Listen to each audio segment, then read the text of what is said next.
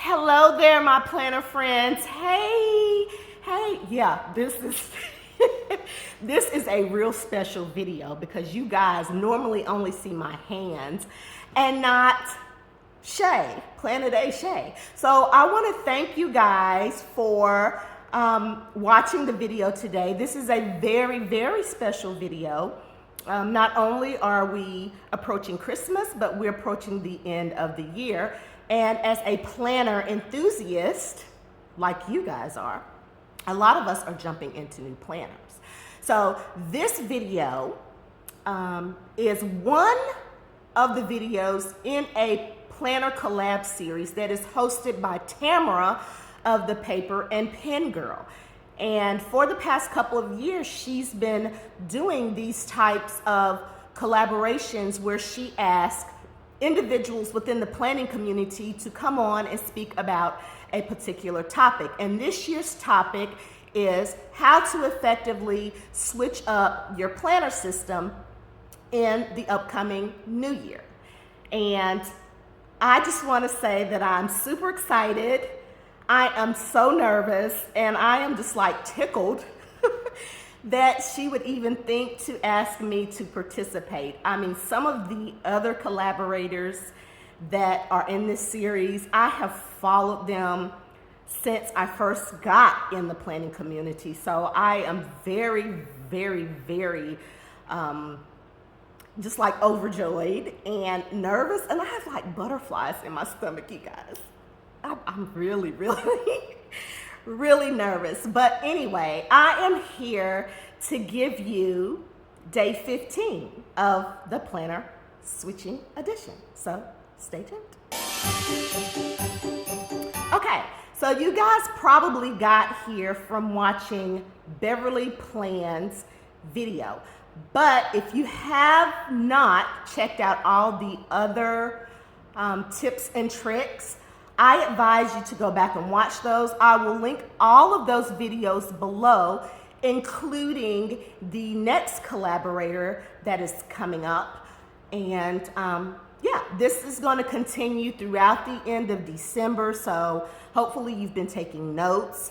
If my video is the first video that you've come to, make sure that you go back and catch up with those other collaborators. So, well, let's get to the tip. So, when we think about planning, for most of us, it's a hobby, right? For some of us, it's a necessity. Maybe it's a necessity. But for the most part, planning is a hobby that allows us to get necessary things done. It allows us to be productive, to get kind of like just to get things out of our head so that we can get organized and that we know what's coming up on a daily basis. And we use different types of planner systems to get that done. If you're watching this video, you probably are already aware of the multitude of planners out there in the community. We have book-bound planners, we have disc planners, coiled planners, ring planners, ring planners has my heart, you guys. It has my heart. But my tip would be, if you are considering switching to a different planner system, we're not talking about, going and finding inserts or basically how you plan, like your flow of planning. We're talking about the actual system, like going from something familiar to something unknown.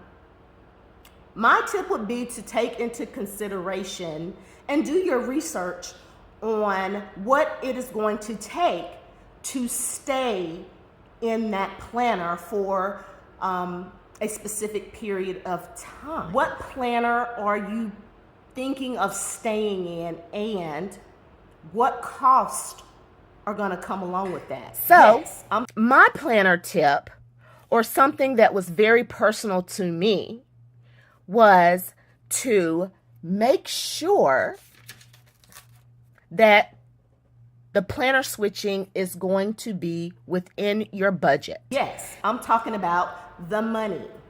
Money. This is not a cheap hobby. And also think about the projected cost that may come along with switching planners.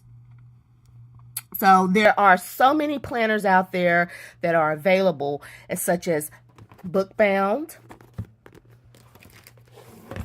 spiral planners, disc planners, and my favorite, which is the ring bound system.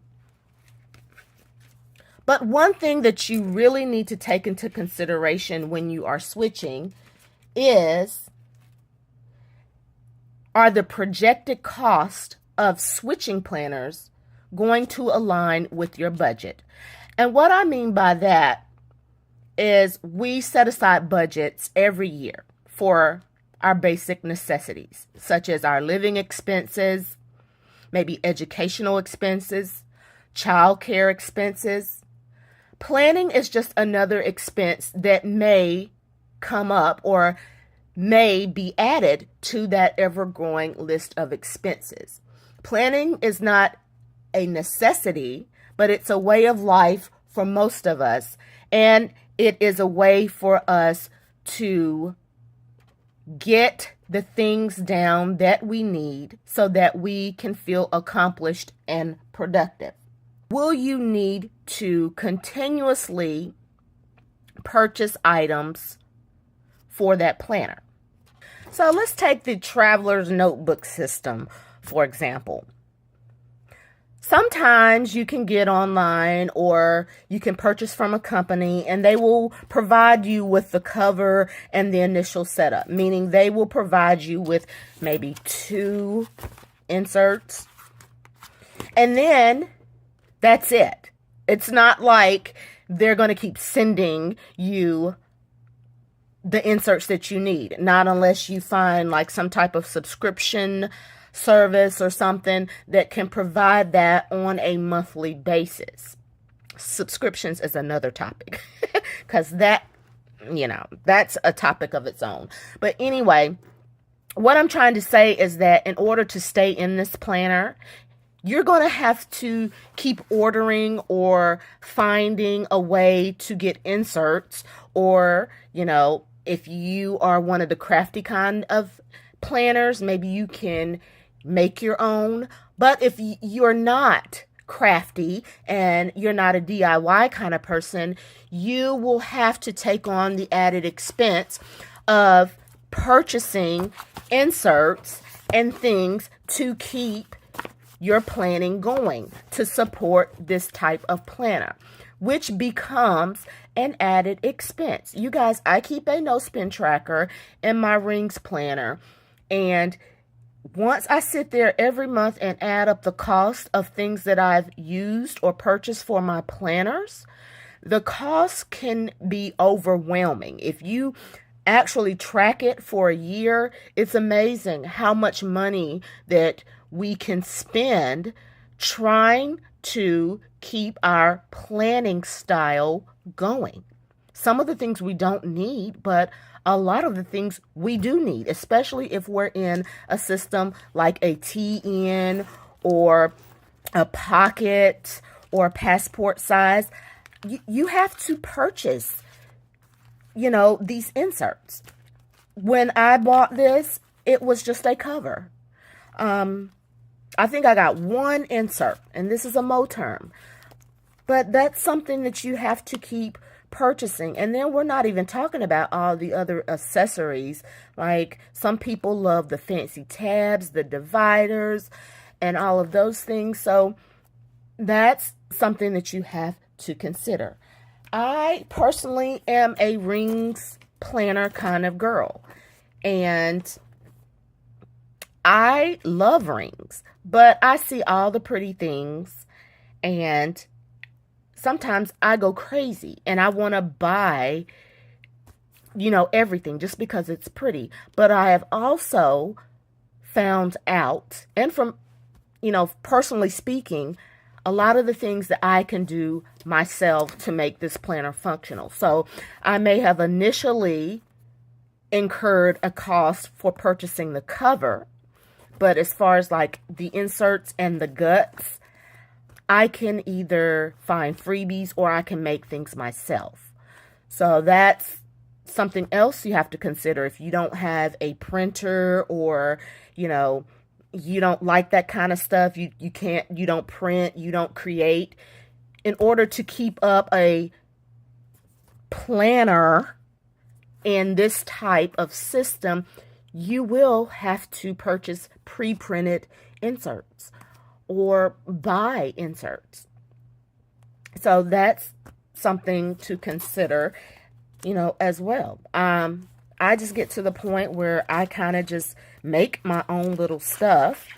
And if I do purchase something for my rings planner, I try to find it either outdated or on sale, which I think another collaborator brought up that tip, purchasing products and accessories that are outdated and just redating them. That's what I did for this planner that I am taking into 2025. But for the most part, I just kind of pull from my stash, or I just make things. And we're not even going to go to subscribing to planner subscriptions, because I've been there and done that, because sometimes I just get tired of creating, or I get tired of printing. So I go and subscribe to a planner subscription, and those can be very costly with any system. So those are all things to think about when you are going into a new system. There are some systems out there that you can purchase where it's already ready. Once you buy it, it's ready to go. You don't really have to do anything else to it except plan in it. Such as this. This is a planner from Walmart that I picked up under $10. I didn't even really need this planner, but the cover, the layout, it was gorgeous. So to me anyway, so I just purchased it. I don't even really need it. I don't use it, but it's already ready to go. This planner here, this is a 5-year planner from Sterling Ink. I purchased this, I believe, in 2022 or 2023. And you guys, I'm still planning in this. I'm really using it like as a journal, but I could actually use it as a planner. It is already dated, and then you have 5 years worth of plans that you could put in this bound planner. So that's what I'm talking about when I say make sure that you're going into a system that you don't mind supporting financially, because it's going to get to a point, especially if you're not in a bound system. And even if you're in a bound system, you may want to tweak it and add some little personalization to it, which may mean buying things. So that would have to be my planner tip, just to make sure when you're switching, have you really sat down and thought about how much more you're going to have to put into that planner? And then you have to think about, is it really worth the cost? And is it something that you are willing to support? I want to thank you guys for watching the video. Sorry, I may have been a little nervous. My thoughts were everywhere because I was trying to get the information out to you, but hopefully you found it useful. If you have not gone and watched the other previous 14 videos, I suggest that you do that. There's some wonderful tips, some things that I probably should have thought about as I was getting or setting up a new planner, but Thank you, Tamra. Thank you to all the other collaborators. And next up is Miss Courtney Ray. I love her. She is a rings kind of girl, and I love her channel. All the collaborators are just awesome. And so make sure you go check out Miss Courtney Ray's video. I will link her channel in the description below. And I hope that you guys have a wonderful holiday season. Have fun with your friends and family, and take a little time for yourself. And I can't wait to see what planners you all are choosing for the year 2025. I will see you guys on the next video. Thank you so much. Bye-bye.